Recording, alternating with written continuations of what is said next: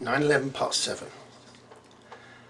And then there was the inexplicable collapse of the Salomon Brothers building, otherwise known as World Trade Center 7. 6 hours after the towers gave way, World Trade Center 7, a 47-story building some 300 feet away, also collapsed. The official explanation was nothing short of pathetic. Evidently, falling debris from the towers ignited fuel tanks in World Trade Center 7. What are we supposed to say? Good shot or something? Live footage of the towers disintegrating, harrowing as it was, revealed nothing so drastic as to see buildings 300 feet away affected. Live footage of WTC7 itself displayed but a few relatively small fires. 1 minute it was there, suddenly it was a pile of rubble.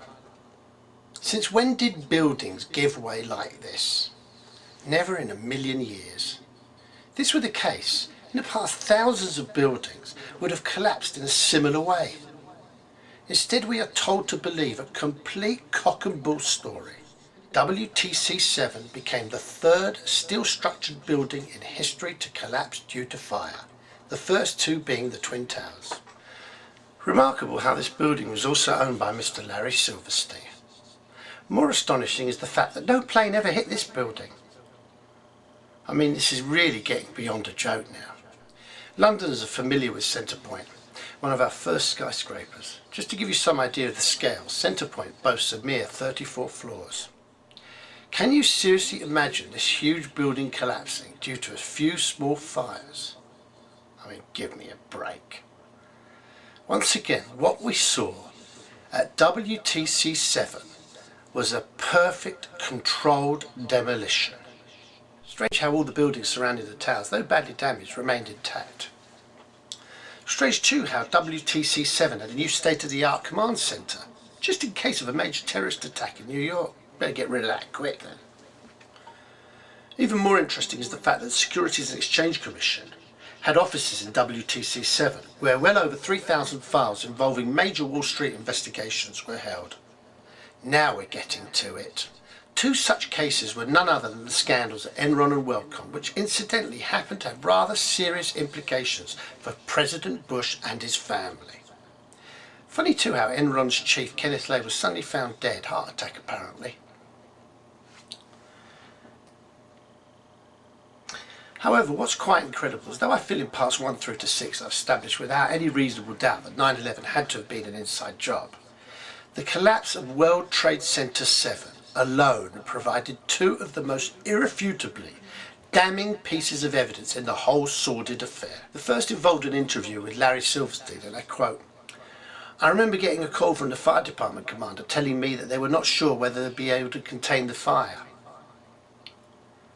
First of all, just look at the footage.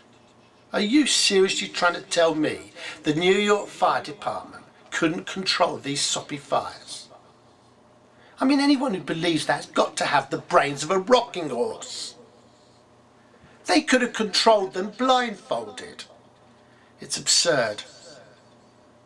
Continue quote, "Listen, you know, we've had such terrible loss of life. Maybe the smartest thing to be able to do is to pull it." And they made the decision to pull.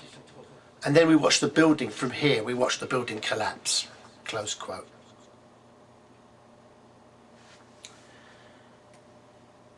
Primarily, the word pull is a term used for controlled demolition. What else could Siverstein mean by saying they made the decision to pull? This means pull it down, i.e. the building. Last I heard there were no tug-of-war contests going on. To pull a building, one initially has to plant explosives in specific areas. This requires days, weeks of planning and preparation. Therefore, what Siverstein said is quite literally an admission of guilt. There's no other way to look at it. If those in the highest authority had themselves not been the chief architects of the plot, Siverstein would have long since been executed, and most deservedly so. Secondly, the fire department commander was Daniel Negro. Immediately he countered Siverstein's assertion that he was ever in conversation with him at the time. Why would he say this if this wasn't true? However, predictably, Negro changed his tune and now confirms he spoke to Siverstein. He also added that he was of the opinion all conspiracy theories were without merit, making him just about the only New York firefighter to believe so. Would it be correct in assuming that Mr. Negro was leaned on just a touch? Of course he was. If he took a lie detector test now, the machine would fall apart. All the above can be seen on the internet. The second uncompromising piece of evidence. No, I'm wrong in fact. This is not evidence. Not at all. This is proof. Yes, proof that something was terribly amiss. That is, unless you can somehow explain that the BBC reported that WTC7 had collapsed well over 20 minutes before it actually did collapse. This should be game, set and match. You can see it for yourselves on the internet. There's no way out of this. News presenter Phil Hayton merely read what was put in front of him, that WTC7 had collapsed. This was then confirmed by correspondent Jane Stanley. Unfortunately for her, while she was informing her audience that WTC7 had collapsed, the building could clearly be seen over her left shoulder. What an absolute joke.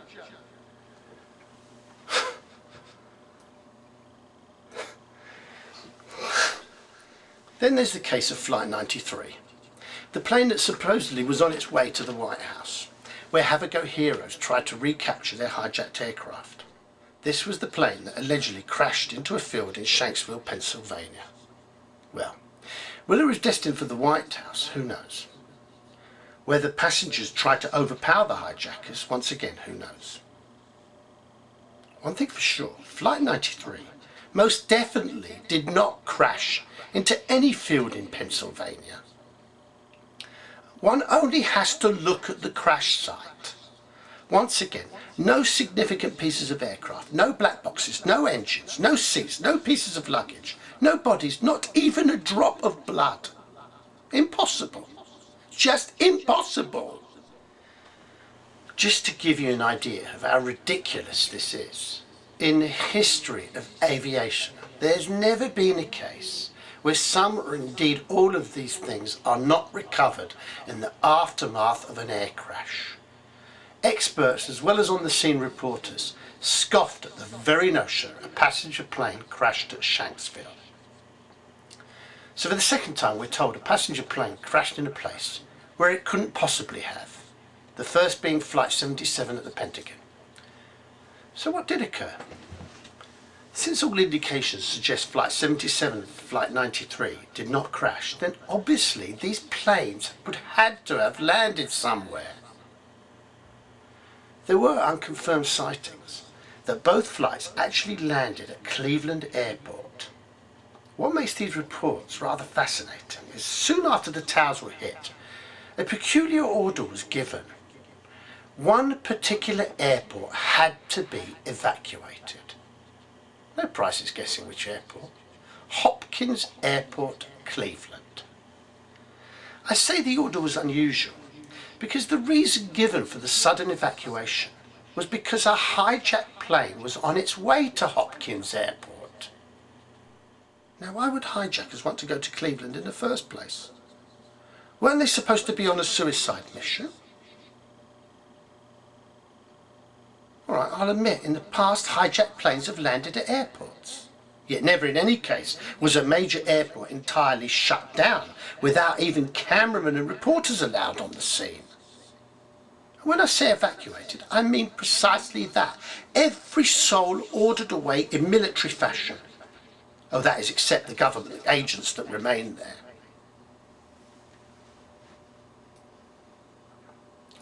This is where it gets a bit gruesome. If one arrives at the logical conclusion that Flight 77 did not crash into the Pentagon and Flight 93 did not crash at Shanksville, then one is suddenly confronted by another, altogether very sinister question. What happened to the passengers and crew of both of these flights? They didn't die in Arlington and Shanksville, and since they're all confirmed as deceased, what fate precisely befell them? Just when you think this whole miserable affair could get no worse, I'm afraid there can only be one explanation. They were murdered in cold blood. Not by terrorists, though. No, their killers actually spoke the same language and are far more evil than any terrorist could ever be. You see, however deluded a terrorist is, his or her cause rarely involves any personal quest for financial gain, and more often than not, the ultimate price is paid. When the Twin Towers were under attack, all aircraft in American airspace were ordered to land. Whether Flight 77 and Flight 93 were earmarked for a specific purpose, due to perhaps their passenger lists, or simply happened to be in the wrong place at the wrong time, i.e. in close proximity to a special government base, may never be known. What is certain, if these people didn't die in a plane crash, then they would have to have been eliminated. Any trace of them, and anything concerning Flight 77 and Flight 93, eradicated forever. While mountains of cast iron evidence lies idle, no one has yet been indicted. Therefore, one can only assume that those who collectively organised 9/11 are so powerful they remain effectively above the law. Dare I say it, untouchable? Quite literally, conspirators have all the bases covered. Not only that, all we see on mainstream TV are so-called on-the-payroll experts whose sole purpose is merely to perpetuate the Bush administration's myths and to debunk those who see through the lies. Furthermore, any well-known figure who is prepared to appear on mainstream TV so as to speak the truth very rarely is permitted the opportunity to do so, and privately is warned off in no uncertain terms. Yet the net, slowly but surely, is closing in. There are only so many lies you can tell. It may astonish some people that in a recent poll, over a third of Americans now believe 9/11 was an inside job. In New York, over half the people believe the Bush administration was responsible. We know the conspirators are aided by a relatively small number of people, some willing, some coerced, who for the best part control the mass media. Let's not forget how the press placed David Icke's crazy views at the forefront of their pages. Though this tactic helps make a mockery of those who believe that the Bush administration was responsible for 9/11, it also serves to indicate the media's true agenda. If only Michael Ruppert, Webster Tarpley, Dr. Norman Finkelstein and Ken O'Keefe were given anything like the airplay Icke has been afforded. Unfortunately, the internet provides just about the only source of publicity for those seeking truth and justice. Even for the many victims' families who've actually filed suit against Bush, Cheney and co., this appears to be their solitary outlet. The case of Ellen Mariani is one such example. Sadly though, since 10 years have passed and not one plaintiff has as yet managed to bring any of the defendants into the dock, once again we can only assume those at the very top of the US judicial system are too well and truly under the thumb of the conspirators. Finally, if Obama is anything to go by, then the White House itself is merely a puppet regime, controlled by a higher order, only that when it comes to being a puppet, Obama has become the undisputed champion of the world.